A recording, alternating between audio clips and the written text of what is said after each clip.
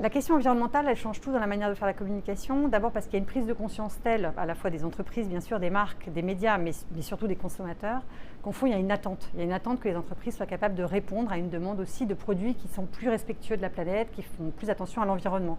Et dès lors, ça change les sujets dont on parle, ça change les usages qu'on valorise, ça change les services qu'on met en avant. On met en avant plus de bio pour un grand retailer, on met en avant plus la voiture électrique pour un constructeur automobile, on va faire attention au recyclage du téléphone quand on est un acteur de la téléphonie, à la finance responsable quand on est une banque. Donc les sujets sont beaucoup plus au cœur des campagnes qu'on fait. Et de ce point de vue-là, la communication a un rôle à jouer énorme pour valoriser les bons usages dans la transition écologique. Et puis le deuxième point qui est tout aussi important, c'est l'impact qu'a la communication quand elle fait son métier. Comment faire pour qu'une campagne de communication ait moins d'impact carbone et moins d'impact sur l'environnement quand elle est produite, quand elle est imaginée.